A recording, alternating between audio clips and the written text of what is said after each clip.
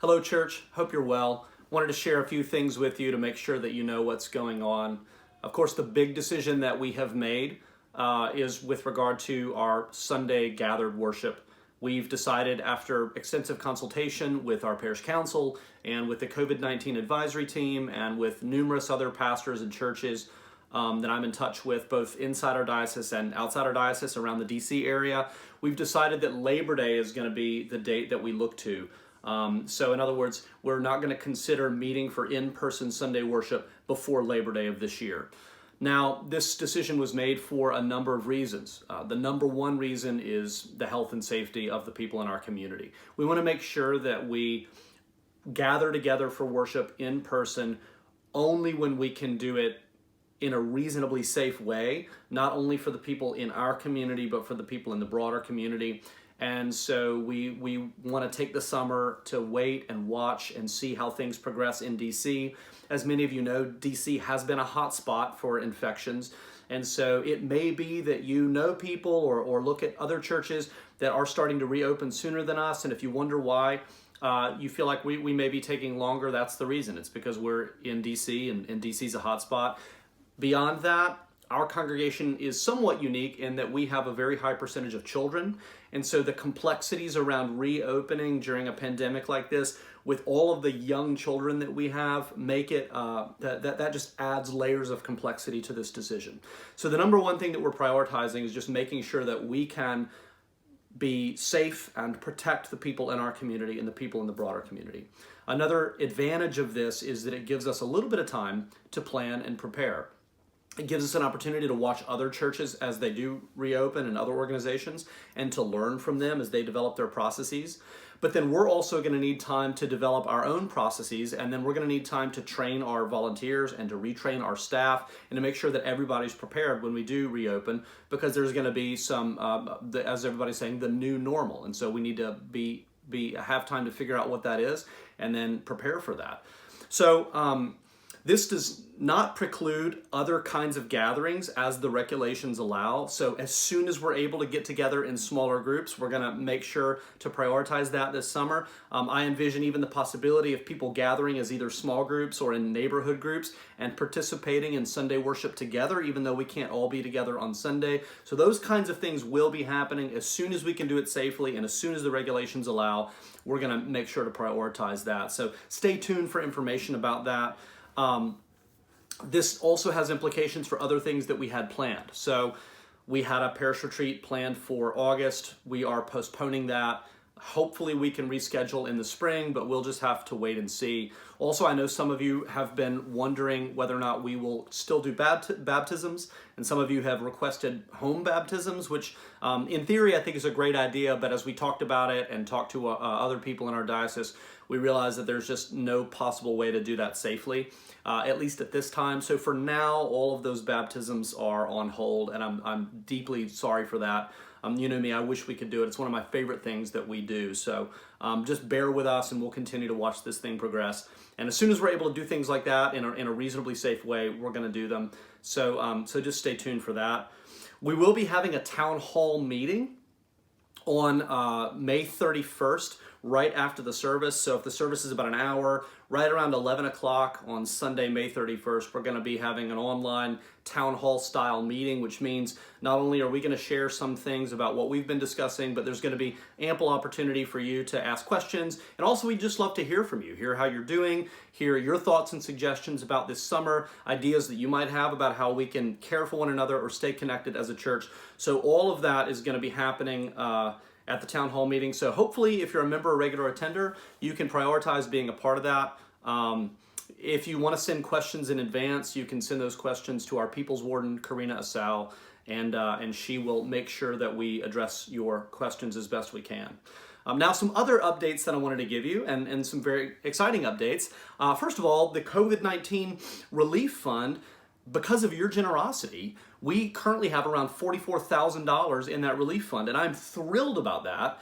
And even more than that, I'm thrilled that it's being used. So to date, roughly $9,000 has been given out in response to applications, and right now there are several applications in process. And there has been an uptick in applications, and we only we think that will only continue as more and more people learn about it, and as more and more people experience the kind of fallout from this whole thing. Those needs are going to start coming in, and so that's why we have this fund. So I'm very excited about that.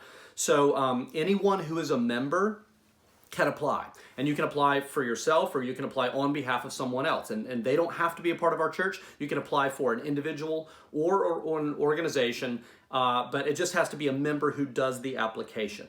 So some examples of how we've used this.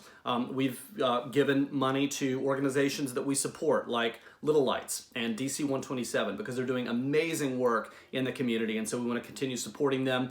And that money has gone to specific efforts related to the COVID-19 pandemic. We've also given money to a couple of schools, the PTO of Garrison Elementary and the PTO of Bancroft Elementary. In that case, that money is going to help students' families who are out of work right now, particularly at Garrison Elementary with the larger immigrant population. A lot of those people have been very adversely affected by all of this economically, and so that money has gone to help those families. With Bancroft Elementary, that money has gone to provide grocery cards for families with elevated financial need, as well as we've helped to provide Wi-Fi routers to make sure that those kids who are at home have internet access so that they can continue their schooling from home. So those are some of the great ways that the money has been used. Also, some funds have gone to individuals and families both in the Advent community and outside, people who are not a part of our church. And these are people who have also been affected financially. So we've helped to cover mortgage payments, we've helped to cover rent payments, we've helped to cover living expenses for people who are struggling or out of work. So all of this is music to my ears. I want to keep this coming. I want to keep it happening. So thank you for your generosity. And as needs arise, please don't hesitate to apply. A few other announcements. Very excited about tonight. Our dear friend, Dr. David Taylor, is going to be with us for an hour this evening in lieu of our Compline service. And he's going to be discussing the Psalms. He's recently written a wonderful book called Open and Afraid, The Psalms as a Guide to Life. And this is a book about how the Psalms enable us. They're a kind of vehicle for us to bring all the full range of our emotions, the full range of human experience before the Lord. Not only a manual for how to pray, but as he says, it shows us how the Psalms are a guide to experiencing and living faithfully in all of the crazy circumstances that life might throw at us. So not just happy times or times of praise, but also times of lament and sorrow and anger. And so it's a fantastic book. It's a fantastic topic, and I think it's very timely. In fact, we heard Dr. Taylor present some of this at our last diocesan synod gathering, and our team was so blown away by it that we immediately asked him if he would come and present some of this to you all. And he was going to be our retreat speaker. We will hopefully reschedule that, but he has made himself available to give us an hour of his time just to answer questions and discuss this material tonight. So I hope you can log in. That'll be tonight, 8 o'clock over Zoom. I'll be moderating. We'll all be there, and so I look forward to seeing you tonight. So it's very exciting.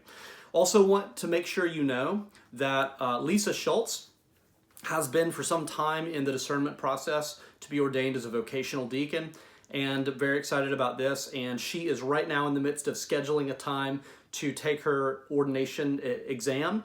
And so just wanted you to know that so you can be praying for her and praying for her family as she takes this next step in the process, and we'll keep you updated. But prayers for Lisa Schultz and this entire process unfolding. And then lastly, I just wanted to give a shout out to our parish council. They've been meeting every week since this whole thing started, and they've been putting in the hours to make sure that our church is served well. And so shout out to all of our parish council members and our COVID-19 advisory team. That's a separate standing committee that we've created, and that committee has been also putting in hours, meeting every single week, giving us all kinds of information, helping us make good decisions, and so a shout out to them as well. I'm so thankful for all of you who have stepped up and rallied during this time, all of the people who have stepped up to meet the needs in our community that have arisen as a result of this. It's been amazing to see that even though we can't be together physically, that in many ways our church is more united and more together than ever. And I think this has been a good opportunity for us to remember why we're here as a church and what we're about. And so I'm very thankful for you. I pray for you every day. And from Laura and myself and our kids, I just want you to know how much we love you. And even though we won't see each other on Sunday physically, I will be thinking about you and praying for you and look forward to worshiping with you. And so until then, God bless you.